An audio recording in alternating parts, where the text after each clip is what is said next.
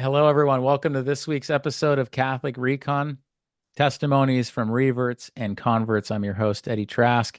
This week's guest is Jeff Christian. We actually met at the National Eucharistic Congress, which was Yes, what a tremendous pleasure that was, Jeff, to meet there and to be part of that. that was an incredible event. I remember when I first heard it was coming to Indianapolis because I live in the Indianapolis area. Um, I was pretty excited to find out it was going to be that close to home. And I first thing I did was reach out to find out how I could help them be involved. And I was just like, this is so cool. It's coming close to my home. Yeah, that's Um, so great. And I really enjoyed our conversation, which led to you being here today. mhm. And I want to thank you. Thank you for Oh, taking the time to do this. Really appreciate it. thank you so much. Like I mentioned when we first met, I kind of made it my mission, and I'll get to the Catholics come home thing in a little while, but um, they help Catholics come home because that was me, 7, 8 years ago when I had drifted away from the church. And man, I tell you what, I'm glad I'm home. Oh, I can't wait to get into it. So, Jeff, where did your journey begin? Well, I'm a cradle Catholic. I was born into well, my father was Catholic. My mother was actually Mormon when I was born, ironically enough. Mom grew up kind of all over. She lived in Vegas. Grew up in New York, on the west side of Hell's Kitchen, Oh, and Irish Catholic family.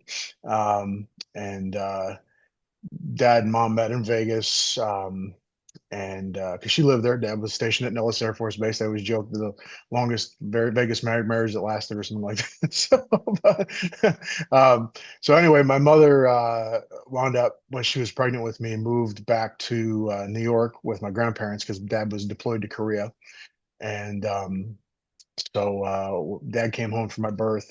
That was October 6th, and then October 31st, Halloween, I was actually baptized at West Point. My godfather was a cadet at the time at West Point.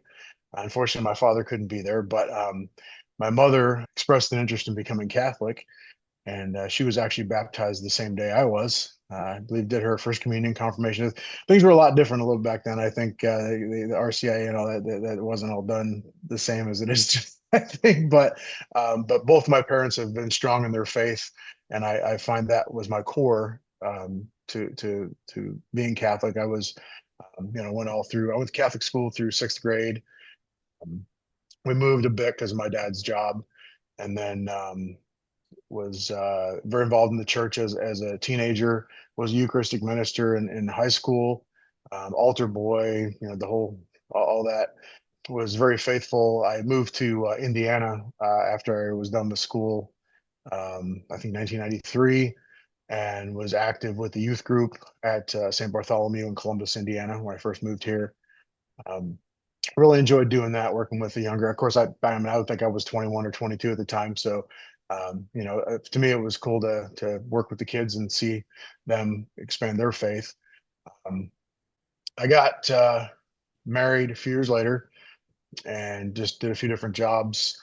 I've been a DJ for most of my adult oh, is that life. right? Actually, Okay. all of my adult life. I started as a teenager. Was in radio for a brief period of time, and then continued to do weddings, parties, that kind of stuff on the weekend. So, as you can imagine, my weekends were always filled with that activity. And then about 25 years ago, got into a little over 25 years ago, went into aviation maintenance, which working for an airline, as you know, you work weekends, holidays, stuff like that. So eventually, my career overtook my life, and I wasn't going to mass. I worked the weekends. How can I go to mass? That doesn't work that way. Yeah. I work every Saturday and Sunday. So it just kind of evolved into that. I was doing, DJing in clubs and doing not bad stuff, but I was smoking, I was drinking, I gained a lot of weight. I mean, I was 425 pounds at one point. I got to be a pretty big boy, very unhealthy, both physically, mentally, and spiritually, and had surgery about 7 years ago, sleeve gastrectomy. So I lost a bit of weight. Um, Say that got again. healthy. What kind of surgery was that? Sleeve Oh, the gastrectomy. sleeve. Okay. Yeah, so it's basically, not to get graphic, but they cut 90% of your stomach out, and Yeah. so you small stomach and you lose weight very quickly. Hmm. So I was on the track. My kids at the time were in their early teens, and I realized I want to be around for my kids. To see them get married, which unfortunately I did get to see my daughter get married recently, and she's about ready to have our first grandchild in December. So I'm happy. I'm going to hopefully be around for that still. Um, anyway, I wanted to get healthy for my kids, so I did that. I had quit smoking many years ago and wasn't doing the club thing anymore. Trying to be more involved with my family, but there was still one thing missing, and it just wasn't something that still didn't feel complete. My neighbors just up the road here, I live out in the country, so neighbors quarter mile away, but they had a sign in their yard that said "Catholics come home," and so I had a literal sign telling me what I needed to do. And I was, there's no way I can. When am I going to go to mass? I mean, well, I come to find out, I worked till 5:30 on Sunday afternoon. Found there was a 6 p.m. mass at the road church just down the road. St. Monica's just down the road from where I was working. So one Sunday, I said, "Hey, I'll go to mass." So I went to mass. Things were a little different. Some of the things were different from the last time I'd gone to mass. Um, What and was the year uh, range there? trying to think here. That would have been like 7 years ago, maybe. But still, let's see. Sorry. I meant in between when you had Oh, I'm last sorry. gone to mass. Yeah. Okay, so I went sporadically. I mean, still like I didn't completely just not go. I just wasn't going regularly. I wasn't participating in the church. Um, Probably, I'd say a good 10 to 12 years Okay. that I was away, that I wasn't going regularly. Yeah. Um, and then I think it was like 2017, I think is when I started going back. So whatever that is, 7 8 years, 7 years ago, I guess. I should remember this, but it's all been so like, I don't know, kind of a whirlwind. It's all going so great now. It's so I went to mass that Sunday. While I was in mass, I had received a phone call, voicemail from my godfather, who I mentioned went to West Point, and I called him back, and he says, "Hey, do you still go to still go to church?" I'm thinking, well, ironically enough, as of today, yes, I'm back. So I I said, "What's up?" He said, "Well, his daughter, Colleen, her daughter, wanted me to be her daughter's godfather, and of course, godfather in the Catholic Church, you have to be active in the church, and that was my second sign. I was like, "This, God's telling me something here that I really need to jump on board here and get back to it, and go back to my roots as a Catholic, and really start to improve." I'd already improved my physical health quite a bit. My mental health was getting better, but my spiritual health wasn't there yet. And this is where it was starting to evolve. And man, I'll tell you what, it just went like gangbusters. Um, I started going to church there at St. Monica. I really wasn't being active in the church other than going to mass because I still had a busy schedule and wasn't able to do that. My father was in the Knights of Columbus. My grandfather was a fourth degree knight. And I thought, you know what? I've always thought about doing the Knights of Columbus, but never.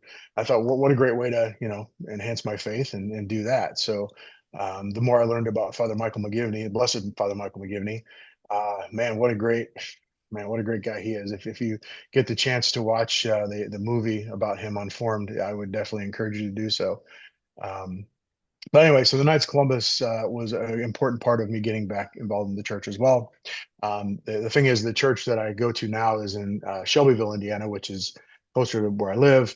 The other church was up in Indianapolis, about an hour away. So it's kind of hard for me to be active in that church because I'm not there except when I'm working. So um, I started to try and figure out how I could be more active in the church here in Shelbyville at St. Joseph's, and kind of befriended Father Mike, who's a phenomenal guy. He's actually the archdiocese and vocations director.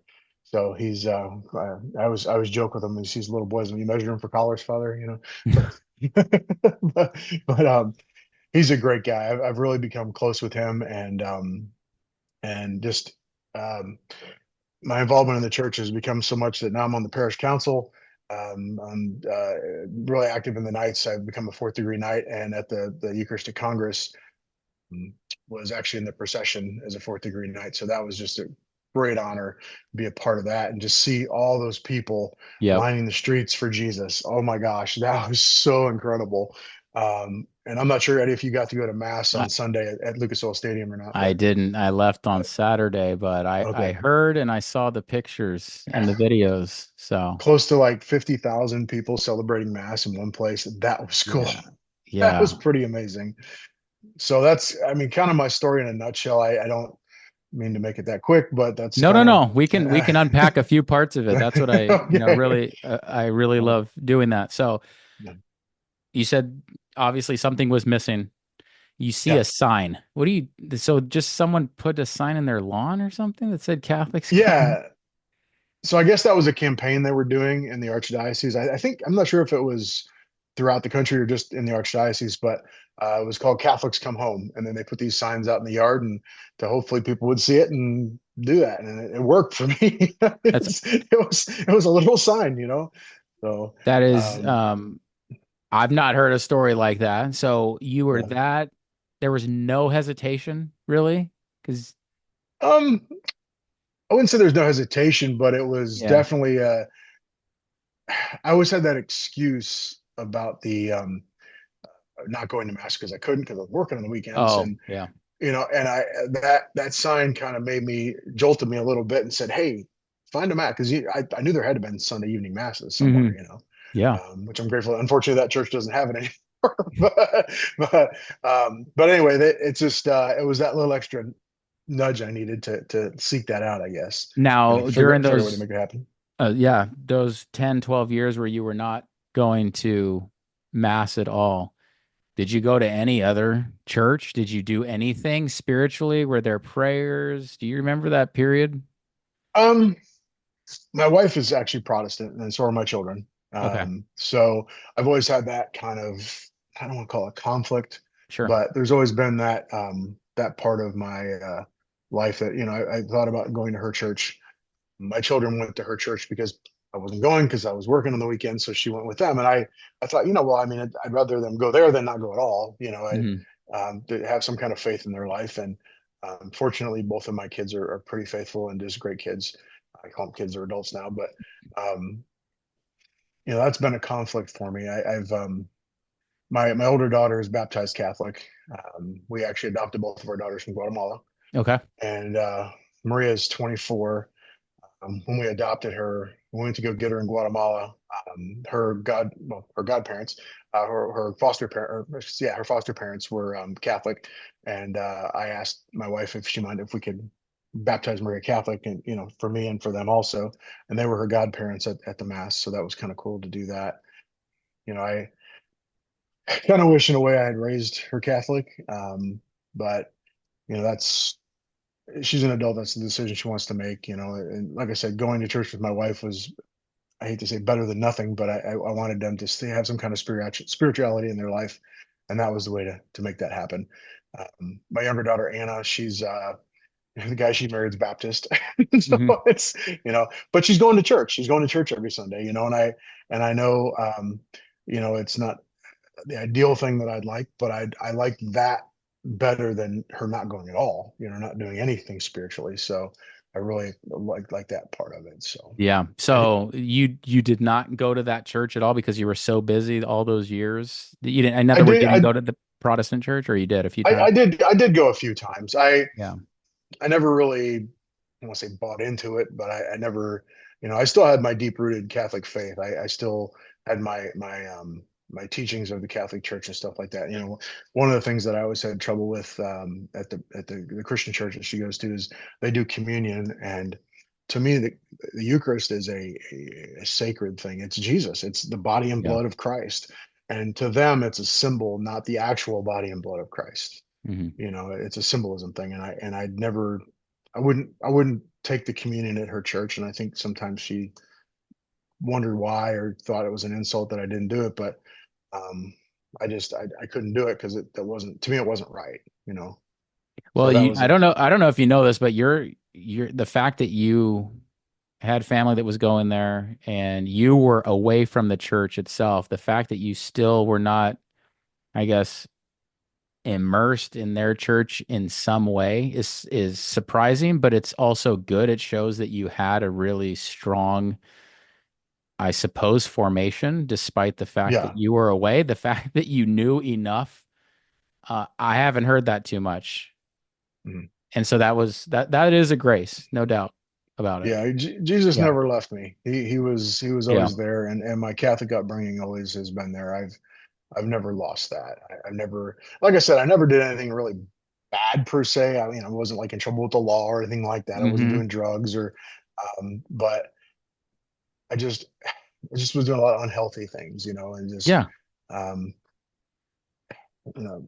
going to parties and stuff and just getting drunk. And I got into a drug, I guess, but Yeah. I just, I wasn't being as, you know, healthy spiritually and physically as I should have been. So, Yeah. And like you said, once you have that, you have work on the weekends, that's pretty easy as an excuse of, I'm not saying that mhm. people have to work, obviously, and the church Yeah, is aware of that. But sure. if you're in a certain state of mind, you're going to find anything to just say, Mhm. I don't have to go or whatever. And then what Yeah. I found interesting about what you said about the weight loss and maybe some of the decisions that led to you just kind of letting go. Mhm. Um, how soon after the surgery did you see that sign? Um, I think one of the kind of funny, one of the things that I wanted to do when I lost weight was climb a mountain. I literally wanted to climb. I use the word literal a few times, but wanted to Sure. climb a mountain. My sister and my parents live in Colorado, and so I did it. My sister and I went to climb Quandary Mountain, 14,100 and some feet. Didn't quite make it to the top that one, but the next 2 summers did two more. So I've got three 14ers under my belt, which is really cool. Which for a guy who weighed 425 pounds was quite an accomplishment. That's awesome. Um, I just, and being up there looking down, going, how could this not have been created by God? I mean, that's just seeing stuff like that, and the picture you see behind me, I'm actually a scuba diver as well. I took that picture in Belize, and just seeing, I'm so at peace when I'm diving because I see all what God's created, and man, it's just I don't know. I feel so at peace when I'm diving because the cares of the world and the politics and all that Yeah, stuff goes out the window. goes It's out the just window. yeah, it's So just what? you're just So there with nature. that's good. So whether you're up high or down low, in Mm. your case, Yeah. you're on the Yep. mountain and in the sea. So I'm sorry, how soon uh, between what was the time frame between having the surgery and So I entering? had surgery in April of 2017, and probably later that let's see, it would have been January. I think it was right at. I think it was just before Christmas. I went of 2017. So yeah, it was later that year. Yep. That's incredible. So you're Um, a lot of people have trouble returning or even considering a return to the church. mhm, Not just it's convenient to say it's doctrinal, I don't agree with the church, whatever. Okay. mhm. A lot of people say, well, there's just too much baggage. I'm not ready. Leave me alone, etc. It's pretty cool that you're going through this transformation physically. That it just so happens that you're in that state of mind where, in a sense, you're shedding Yeah. so much, and I can Oh only yeah. imagine what that feels like post-op, and it builds on itself, right? It's pretty Sure. rough initially, I'm sure, Yeah. but over time, it really starts to build, and then you enter the church. How long that's the part I was going to ask you.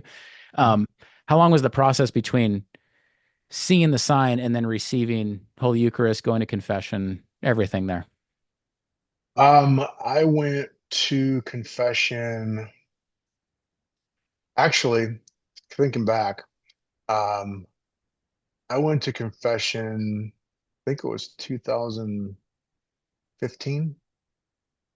There was something I really needed to confess. I'd like to kind of keep that to Sure. myself, but Yeah, of course. um, there was something I needed to confess. I want to say it was 2014 or 15. Um, I think it might have been. I think it was at St. Monica, the same place that I went to church that time. And I think I went to mass maybe once or twice, and then kind of Yeah. stopped going again. Um, I think I went. I think I went to confession again that next week, and then just I honestly I think I've gone to mass every Sunday, but maybe one since then.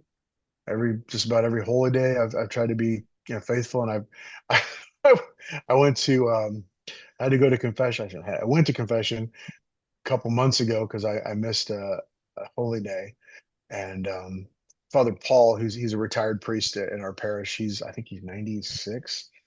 Um, I kind of told him my story a little bit while I was in the confessional, and mentioned to him that I was confessing that I missed a holy day of obligation. And he said, just the fact that you're coming here to confession for that, because most people wouldn't even think about that, Sunday, let alone a holy day of obligation.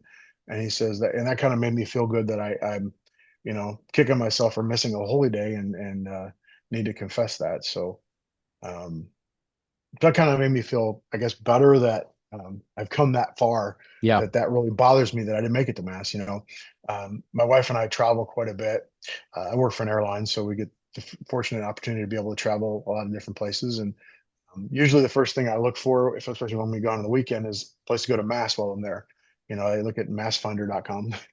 Look, I've been to mass in Seoul, South Korea. I've been to mass in Japan. I've been to mass in Thailand. I've been to mass in all That's over Europe. incredible. And so we were just in New York a couple weeks ago. I went to St. Pat's Cathedral for mass. I was really mad because I went to the 9 o'clock and Cardinal Dolan did the mass at 10. I was like, darn it, I'm just by an hour. So, um, but anyway, so yeah, that's my whole view on life is different now. I always try and make sure I go to mass, It's so on a incredible. particular day. Not to go too far into it, but does Yeah, your wife ever join you when you go to mass? not very frequently. When Okay. when we're on vacation, a lot of times she'll Hmm. go with me. Um, she's made it pretty clear that she doesn't want to join the Catholic faith. I've recently asked her. We're going to start some small groups again at our church, and I've asked her if she'd go with me. She loves to read. She's an avid reader. I don't read much, but a lot of it is reading a book and then going discussing it. So I thought that would kind of appeal to her a little bit because I know she likes to read a lot of Christian fiction stuff like that, and um, but we haven't crossed that bridge yet. We haven't gone there yet. So No, I understand. I um, appreciate you mentioning what you can. I get it. Um, yeah. Delicate situation. Yeah, I don't want to push it on her. There's a No, difference between evangelizing and proselytizing. shoving it down. Yeah, I don't Yeah. want to do that. I don't want to shove it down her throat because it just pushes her away. That's Yeah. uh, Just keep living it. yeah. Just keep living it. Yeah. I also wanted to ask you about at the beginning of your story, you mentioned, I think you went to Catholic school up until sixth Mm, grade. Do, correct. do you have memories of how important that was for formation or not important? Do you remember any of that? Yeah, Sister Mary Joseph. Ooh, ooh, ooh. I still remember her. She was the principal. Yep. Yeah, no, I feel like having that surrounding me throughout my formative years of education, I think that was definitely good. We went to mass constantly. That just, you know, yeah, definitely being info. We had back then. A lot of Catholic schools these days have lay teachers, not religious. But I think I had in my 6 years, I think I had four nuns as teachers. So um, having that, surrounding me, I think definitely was a good foundation. So yeah, It's great. What would you say? There are millions of Catholics that may have gone to Catholic school or just raised Catholic, and then Mhm. out of college they leave, or in their 30s they leave. What would you say to those Catholics that I suppose they, like you, Mhm. they know enough to know that it's true, but for some reason or another, they're just not attending mass, maybe for convenient reasons. What would you say to them? Think about how you felt when you were going to mass, when you were with your family, if you were going with your family. I mean, I have fond memories of going with my family on vacation, and same thing. We would always go to mass, even if we were away. We always joke, look for the bingo sign, you'll find the Catholic Church. So, but that was, that was always something we did it when I was growing up. I have fond memories of my childhood of that and being at the church.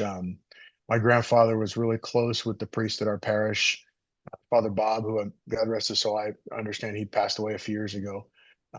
But you know, just the think back to your memories as a child. Hopefully they were good. When you were going to church and doing things with the church and being involved, going to church festivals and stuff like that, and celebrating mass with your family and all the good things like that. I mean, that's the best I could, I guess, come up with. No, I really appreciate that. Not too many, I don't know that anyone has said that, but it's really good because I'm sure a lot of people, one of my old childhood friends just mentioned that he's been away from the church for, I don't know, 20 years, but Mm, he just mentioned that he ended up in a Catholic bookstore. I mm, don't know why he shared that with me. It was really cool. mm. And he just said the smell, the minute he walked into the bookstore, took him back to some really cool memories of us as kids at Nice. our local parish. Yeah. So there's a lot there, no doubt. Mhm. And I Yeah. think, what I have heard referenced a lot is midnight mass. That really sticks with people. Yeah. Oh There's yeah. I something remember so doing that. special. Yep. Yep. Yep. Yep. Midnight mass was always cool when singing Silent Night and then all the Oh, lights come on and yeah, that's oh that yeah. sticks with a I, kid. oh That yeah. well, that Oh sticks with yeah, an it does. adult, but yeah, Oh yeah, it does. it sticks Yep. with anyone. Yeah, that's the Yep. the Yep. beauty that comes forward. Mhm. Okay, so one other thing that came up when I think we were chatting, yeah, at the Eucharistic Congress, Mhm. and I thought it was you. Correct me if I'm wrong. This might Okay. be an issue with my memory. You had mentioned just how powerful the Eucharist is at the moment of the elevation. And maybe it wasn't you, but maybe you can speak to Yeah. maybe any experience you've had at that moment, what that means every week, whether you are in South Korea, Japan, Yeah. Belize, wherever you are. I I know that that's Jesus and I know that he is giving himself to me and he gave his life for me and um knowing that he's right there in front of me is really cool, really special. And I know I remember my mother talking quite often about how special the Eucharist is and how special it is in her life. And converting from being a Mormon to being a Catholic, that was one of the things that really, I hate to use the word appealed to her, but things that really resonated with her and it has for me recently more so. And at the Eucharistic Congress, I mean, doing the adoration in Lucas Oil Stadium with that many people, man, I don't go as often as I should. We have an adoration chapel at St. Joe's where I go, and I need to go more often. I'm guilty of that. But just being in there and just hanging out with Jesus, I just hanging out with him for an hour. There's a country song that talks about, I think, talking to his son talks to Jesus like he's an old friend or like he's a friend, and that's the way I look at it. He's a friend. He's my father, my brother, he's part of me, and um, knowing he's right there, that's really special. So hopefully that answers the It question. does. It answers it. I don't know if you went to the church that was across from the convention Hmm. center. Okay. Yeah, St. So, John's, yeah, I believe, yeah. yeah, yeah, yeah. Yep. I went there for adoration. I've never seen a parish so crowded in my entire life. Yeah. I won't go too far into it. You cannot Mhm. replicate that moment. And there Mhm. were nuns that were filing in and they all prostrated. I mean, I'm going to start Mhm. tearing up. It was the most Mhm. magnificent scene in this. Mhm. It's not a huge church by any No, it's means, not. right? No, no. That was so powerful what was happening Mhm. there. Anyway, uh, I wanted to ask you, what do you think Catholics can do to witness to those that have left the church and those that have never even stepped foot in the church? Seek out, look for signs of people that are Catholic but don't go to church. I've kind of made it my mission to help Catholics come home like myself. Yeah. And again, not trying to force it down their throat, but if they're already Catholic, they're already halfway there, you know. So I'm not trying to convert a Jew to Catholicism, you know. That's I mean, love to be able to do that, but you know, but I just every time I in conversation, I'm a very relatable kind of person. I try to relate myself to anybody I talk to. You know, my years in radio and being a DJ, doing weddings and parties and stuff, and I love to network and talk to people. And um, I always try to find something relatable to relate. And the Catholicism thing always seems to come up just because I'm fishing. You know, fisher of men. There you go. And you know, I always try and bring that out and try and find a way to get that in there. And you know, just a few examples. My one of my coworkers was going through a rough patch, and I said, you know what helps me? Because I knew he was Catholic and doesn't go to church. And matter of fact, I think his sister teaches at a Catholic school. Um, and I handed him the rosary in my pocket. And I said, here, take this home with you this weekend. Do you remember how to use it? And I never asked for it back. I wanted him to keep it, and I just got another one. And um, hopefully he's still using it. You know, I extended that branch, and hopefully he went Yep. with it. You know, um, I never brought it up again. I just kind of left it at that. You know, let God take his hand and guide him. You know, another story. My neighbor, and this all kind of played out kind of weird. This was God directing me there. My neighbor, they have an adult son that came back home to live with them, and I don't even remember. I went down there to see him for something, and he was there, their son, and something came up about church, and he's like, "Yeah, man, I was thinking about going back to church." And I'm like, well, we've got a men's retreat this weekend. You interested? And he was a little nervous about it because it's the Hispanic community in our church puts it on, and so it's Hmm. all in Spanish. And I went last January, and I do speak enough Spanish to be dangerous, but um, so I went to that retreat, and it really floored me going to that thing. It changed so much of my views on a lot of things. And I suggested he go to this one, and he's like, "Yeah, I think I want to go." And that was July, and I've seen him at mass every Sunday since. So How cool is yeah, that? that's a win. Yeah. That's awesome. And God, I don't know what made me go down there that day to see them and talk to them, but it happened, you know. So and he joined the Knights of Columbus now, and you know, um, so yeah, this things like that. Just kind of look for it, you know, find somebody who needs to come home and help them get there. Well, what I'm sensing from you, I sensed it when we were in person, is Mhm. you exude this calm, secure, loving disposition. That's fantastic. Don't lose that. There's something very powerful about that. And I think you were saying it earlier, just evangelizing, just Mhm.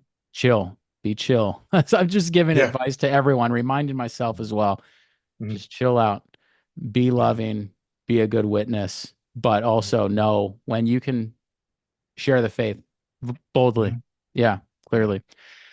Jeff, what a pleasure it's been. Is there anything else you want to add? Yeah, I've got one person in particular that I'm really, really, really praying for to come back to the church. Um, Okay. I don't want to divulge it because this Yep. person may or may not watch this. You bet. Um, but I've gotten this person to go to church once in the last year, and that person, I don't even want to discuss a gender Sure. because Sure. No, no. if I give it away. um, but this person met somebody at church that mass that was a friend, and I was hoping they would say, "Oh yeah, maybe they can start going with their friends there," you know. And Um, this person has another family member who is, um, see if I can do this without divulging. This person has another family member who is exposed to the church and is starting to go to Catholic Church. So I'm hoping that it'll happen. I really keep praying for her. Okay, I gave it There you a so. No, So well, and rest assured, anyone that comes across the video when they hear you say that, they're going to be praying. Name yeah. doesn't matter. We're Okay, I'm gonna praying. tell you, it's my sister. Okay. Yeah, I can guarantee we will be praying. And Yeah. there are a lot of people that I'll say this. There are a lot of Yep. people right now that are right on the cusp. Mhm. And I think in those moments we need to let go Mhm. and trust a lot more. Yeah. Because I also know some people that are right on the cusp and they're starting to feel like their Catholic friends are overbearing and they're Mhm. starting to critique, or I'll just say that, just getting too overbearing, not trusting Yeah. where that person is. So we'll be praying for your sister for sure. Thank you. I Yeah. appreciate that. Yeah. That's fantastic. Okay. Anything else, Jeff? Just keep finding those that need to come home and help them get there. It's the best I can do. Amen. Amen. So, and Amen. keep up Well, doing what you're doing, Eddie, because I think what you're doing is showing people that there's a lot more people coming back. there are. I've been watching some of your YouTube shows and seeing some of these people and their stories is pretty cool. So, That's great. That's great. Appreciate that. yeah. Everyone, please, as usual, share this video. And please, if you know anyone that is willing to share their testimony, let them know about this channel and channels like this. There are many people entering the Mhm. church. Don't let the news fool you or headlines fool you. The harvest continues. God bless you all. Take care.